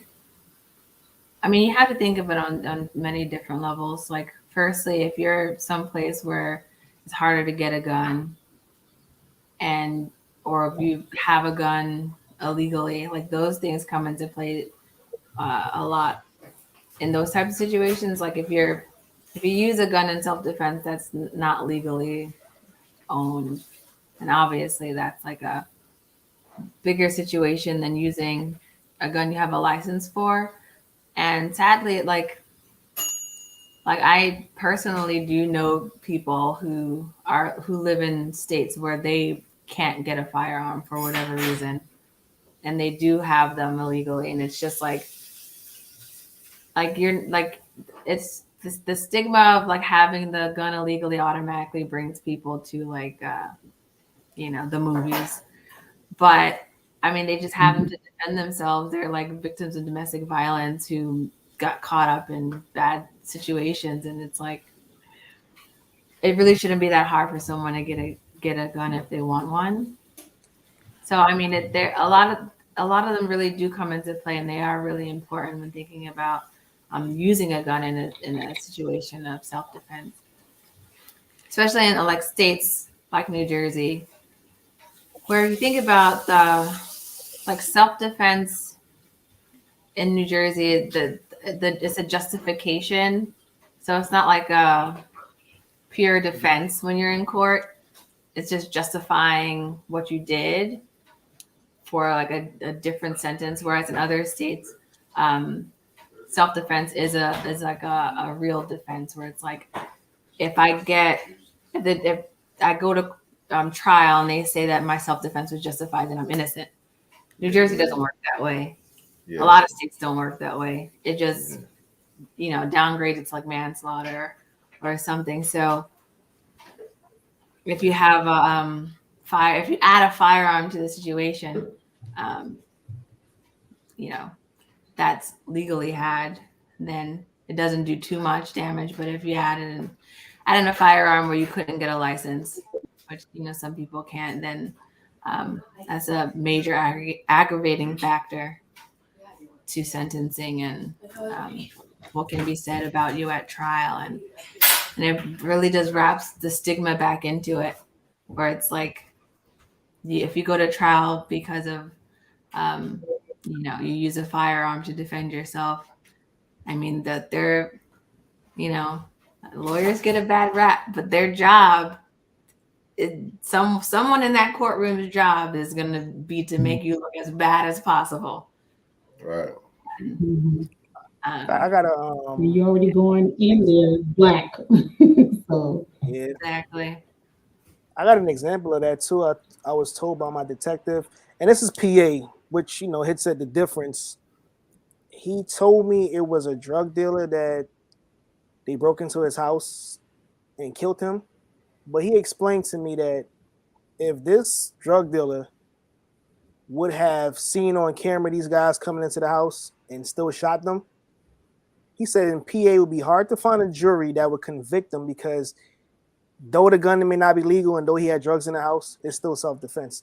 And that's the difference right there with different state lines. And he was like, he may get hit with the gun charge, but it's still self-defense because they broke into his house, no matter how you look at it. And I have heard people argue over if once someone serves a sentence that they should be able to vote again. And depending, I guess, on the crime, if they should be legally able to own a firearm. And that's probably a topic for another show, but I'm like, it's kind of that was actually going to be my next question for Asia. You know what I'm saying? I know, once you serve your sentence and you complete your parole and all of that stuff, you can get your voting rights back. But as far as your license to carry, your concealed carry and all of that stuff, that varies depending on the state that you're in. So I don't know if you could speak to the process for former felons in Pennsylvania or New Jersey, how that works for them. I would have to look into that. I never really looked too deeply into it, but I would, just based off of my general knowledge of New Jersey laws, I would presume it's very difficult. Right. I mean, it's going to be difficult. Probably borderline impossible. Period. Yeah. So, I mean, I think that's something else, like we were talking earlier about kind of being an advocate for certain statutes and continuing to be an advocate. I think that's something that definitely should always be brought up when talking to elected officials about statutes or whatever bills that they're preparing, because I mean, we live in a country that likes to say that they don't continue to penalize people for things like you do the crime, you do the time, then you do the time and you're done. But in reality, that's not how things work. And it's not right in many cases. Like I feel like there's probably in a lot of those situations where you lose a right, for doing a crime. You could did a crime when you were, 17, charged as an adult, and then just like your whole life is you're not supposed to be able to carry a firearm. There's so many different situations that could happen in someone's life in that time, and I think that people really should, your elected officials work for you. You can call them and have a meeting with them because they work for you. So it's like, it's definitely situations where that needs to happen more often, because it shouldn't be something that's like virtually impossible. Like virtually impossible to get this right that I have been granted by the Constitution back because of something I did years ago. Like, it doesn't make sense. So. And serve my time for as well. Now here in California, I'm not sure it's the same in the states that you guys are in, but here, it's legal to, buy marijuana, whatever, as long as you have your little marijuana card. Well, you cannot have a marijuana card and get a firearm card. So you basically have to pick one, which to me makes no sense, because That's some your bullshit. doctor could have given you a prescription of Oxycontin because you have back pain or, all these other, That's drugs or whatever, crazy. but you cannot have a marijuana card and a firearms card at the same time. You have to literally pick. Same thing here in PA. Thing. And that's crazy because Hmm. Georgia, it's like the opposite here. It's basically nothing to get a gun, especially now. I think just yesterday they just passed the constitutional carry. To carry. You know what I'm Yeah. saying? So you don't even need a permit to carry a gun in Georgia anymore as of yesterday. But marijuana is illegal. Ain't no smoke Oh. shops or none of that shit out here. And that's weird Uh, because I'm like, it's even in PA, there's plenty of people walking around legally owning firearms. They just put no on the marijuana section of the application for the background check, and they still smoke. So my whole thing about it is, you can drink alcohol and still own a firearm. So why can't I have a marijuana Mhm. card for a medical right. reason and not on the? It makes no sense. I'm just saying. But that's another issue Right. we need to bring up because it doesn't add up. And so, Greg, how beneficial is it to have a lawyer on the team? That just happens to be your daughter as well. How beneficial is that? It's very, very beneficial. I still got a very high retainer fee.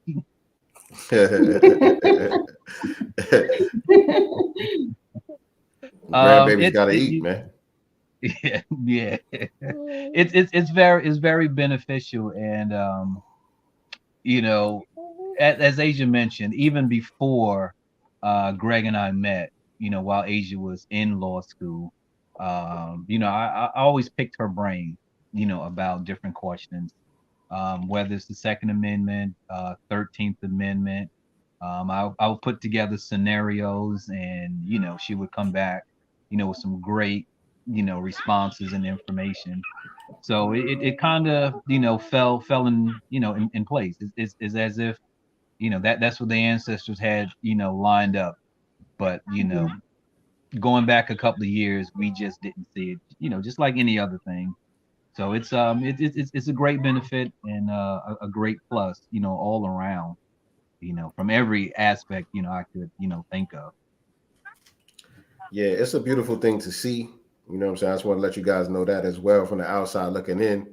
You know what I'm saying? Just to see, first of all of these black faces being in the space that you're in, you know what I'm saying? And then the father-daughter dynamic, you know what I'm saying? The different expertise and experience as far as your individual backgrounds and how you got into the space and why it is that you do what you do and all of that. It's a beautiful thing to see. So we're definitely glad to have you guys on and to be able to showcase this, for people to be able to see and to be able to support, you know what I'm saying? If you're in the area or no matter where you at, you know what I'm saying? Now you know that this option exists as well. You know what I'm saying? When you're looking to get your firearms, your ammunition, are you guys into like tactical gear as well? That's on the list. Actually, Greg and I was talking about that earlier. I contacted a couple of companies to see, if they wouldn't mind providing some things, a consignment, bulletproof, apparel and so forth. Greg does have, he's been working on, a line of handgun, bags. And, we definitely, exploring a lot of different things. We're looking at, doing a lot of affiliate marketing and stuff like that. So even though we don't have, a storefront, we know that there are other avenues that, we can take, to provide, customers with, and to really provide customers with a lot of things that they're looking for. So what aspect of the business is the bread and butter? It will, again, we officially got our licenses, last month. I think the bread and butter would definitely be the transfers and the classes. Okay. Definitely the transfers. It was important for us to get the ball rolling while we were waiting, and that's why it was so important, to start with the classes, to let people know that it's not just about the firearms, just the I'm sorry, not just the firearms themselves, but more importantly, the education, that goes along with it is even more important. Um, Putting that first, I think many other things are going to fall in I line. agree. Yeah, I agree. I agree. That's like kind of like it's like creating a community, which is going to be also a built-in clientele. You know what I'm saying? So yeah, Right. that made perfect sense. Are you Yeah. guys So affiliated with NAGA, National African American Gun Association? yes, I'm a personal member, myself. Okay, cool. And it's ironic because the individual that I was speaking about earlier, he actually leads a chapter here. The one that lost his CCW. Yeah, the one who was snatching out flyers. I didn't want to mention his name or anything, That's but cool. he's been affiliated with them, and he's on their list of contact individuals. As far as the different chapters. But yeah, I became actually I became a member a couple of years ago. Actually. Excuse me. All right. All right, cool. Is there anything for all three of you guys? Anything that you would like to share that we didn't think to ask you? Mm, wow, that's a good question there. Just something to think about real quick as we start to wind down.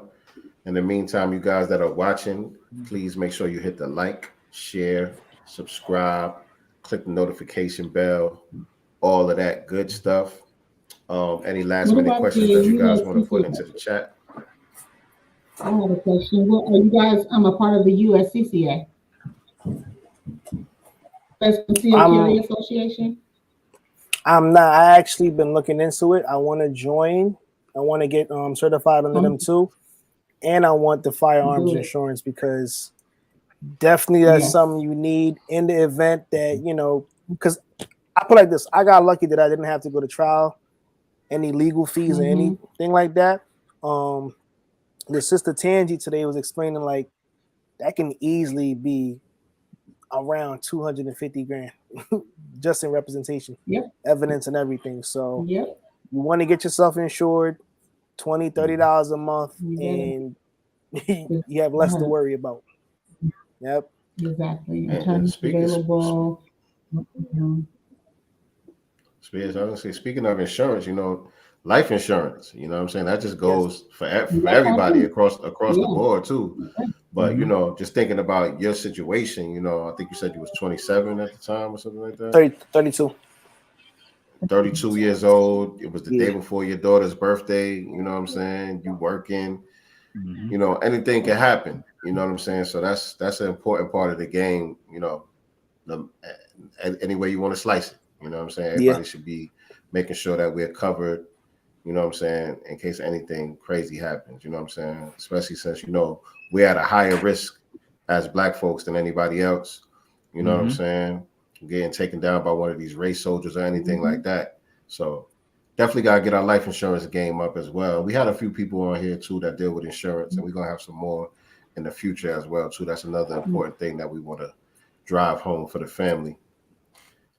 So I want to say make sure you got good health insurance too, because I kind of feel like because I had work, I was at work and it fell under workman's comp. I felt like I was in there for 2 weeks in the hospital, and I've heard about people being shot similar to me, and they out in less time. And I'm like, is it because of insurance? Like, listen, I was being miserable sitting in them four walls for 2 weeks, but they was trying to make sure everything was good. It had me walking in the hospital because the bullet did hit my intestine on the way out. It fractured the outside part of my spine. Wasn't too serious. He healed on his own, but I could have easily been paralyzed, or so Yeah. definitely Oh, have boy. decent insurance for that, so they can definitely take care of you. For sure. For sure. And also, I want to add in, USCCA is very helpful too, because even in a self-defense situation, especially depending on the state, the person who attacked you and you were defending yourself from could also sue you. A little bit. Oh yeah, I heard I've about that. heard The that civil before suit. too. Yeah, Yes. and Yeah, that's they one can thing come about after our you for justice system doing I don't understand. I don't Mhm. understand that part about the justice system. Like, Crazy. It's just us. That's the bottom line. Yeah. yeah, It's just us.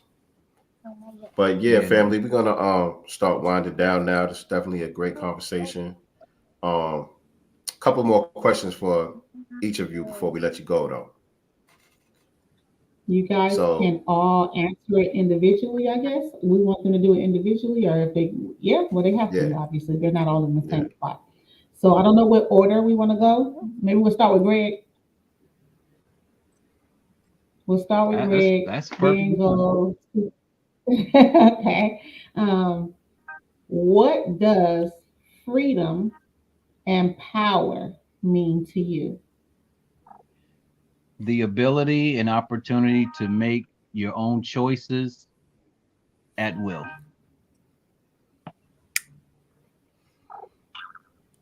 Yes, indeed. Rev? um, I can smoke a bag of I think Greg summed it up that. because Greg was that's ready. He'd be watching. He was ready for yeah, that. Ah, and Right. He was cheating. You were cheating, Greg. no, Greg hit it on the I money. blame it. I blame it on. I blame it on Nate. Nate and Corey. Very briefly. We met a couple of years ago, in person. Finally. With the party. Down in Texas and in Louisiana. Cool. So I blame it on Nate. Yep. Yeah, I mean, listen, I say like this: Greg hit it on the money because for me, when I'm working on for my freedom is being able after my incident, we went right into COVID, so I had so much time at home with my kids.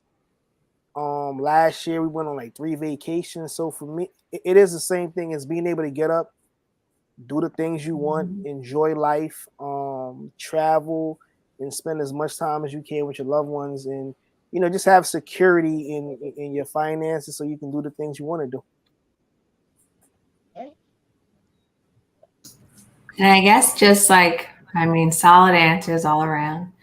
Adding on that, I think peace of mind and just the ability to have joy in life combined with everything else that's said, I think are what I would see being free and having power. All right, cool. I love it. Now, put each one of y'all on the Summer Jam screen. My bad. Wrong button. We're ready for that. Boom. Yeah, you can Wrong unmute one. that mic. You can unmute that mic. Okay. You first up on the Summer Jam screen. And so yeah, now you have the microphone. The entire Black community can hear what it is that you have to say. What parting words would you like to leave us with tonight? Oh, put me on the spot first. Right. I would just say, don't give away your power to anybody in any situation. I feel like it's really important to, not become someone else in a lot of situations. I feel like it's really easy to do that sometimes, if that makes sense. I feel like we're always under attack, and by society, by sometimes our own community and stuff like that. And I think holding our head up and moving forward in our pursuit of freedom and power, I think is important. So I guess that's what I would say. Yes, indeed. Thank you. Appreciate that. Appreciate that. Up next, Brother Rel. parting words for the community. What would you like to leave us with? All right. Simply said, stay ready so you don't got to get ready. Take your knowledge and experience and pass it on to the younger generation because they need our guidance. And I believe with that alone, with our loving guidance, we can help mold these adolescents into a better future because they definitely need our guidance right now. Right. Yes, indeed. Yes, Yes, indeed. indeed. Well said. And so who's that? Sanad? Sanad, parting words for the family. Black Power. Black power. I Black love that. Power. Yeah. I don't have nothing else that I really listen. I don't have nothing else to follow up with that one because every night on a nightly broadcast, Sister Crystal is always listening in for her every night. Every night, that's what she says. And it got to the Man. point where Crystal had me record her saying it, and she want to use that as her ringtone. Black power. Man. So that I could sum it up. I could sum it up right there with that and Amos Wilson's book Blueprint for Black Power.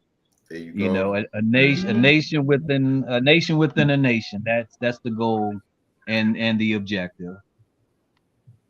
See, I don't even know how I did this. I like this view better. This was a better view. I caught it too late. I gotta get better with my my production skills. But yeah, all right, family, man. Again, man, thank you guys, man. You know, good conversation, good information. Everybody that's watching, again, you guys hit that like button, share this out. If you're watching us on the replay, if you're watching us on another platform like Facebook or Twitter or whatever the case may be, make sure you head on over to the YouTube channel as well. Go to YouTube, type in Sincere Love to God, click that subscribe button, click the notification bell. Once again, we do this every Wednesday and Thursday with the Black Business Showcase, where we bring on different entrepreneurs and business owners to talk about their journey into entrepreneurship and just to give us game about their industry, just like you saw here today. And that's at Wednesday and Thursday, 8 p.m. Eastern Standard Time, 5 p.m. Pacific Time. And on Sundays at 7 p.m. Eastern Standard Time, 4 p.m. Pacific Time, we have our regular broadcast where we talk about current events and other important issues pertaining to the Black community. So definitely appreciate everybody that's been tapping in so far. We are definitely growing here. So again, share this, share. Everybody, Rel, let everybody know where they can find you at on social media and all of that. Social media, you can find me at Let's Rights, LEAD2RIGHTS. That's my Instagram. And it's not up yet, but I am working on my website, Purple Line Self Defense. Yes, indeed. So keep look out for that name. Asia, you out here on these social medias, TikToking and all that? No, I don't do the TikTok, but I have an Instagram. It's Asia Bijan, ASIABIJAN. Sound French. It's my middle name. Let everybody know where they can find you at, Greg. Definitely at G&G Firearms LLC on Instagram, and I actually have a second page, Black Inspired Culture, on Instagram as well.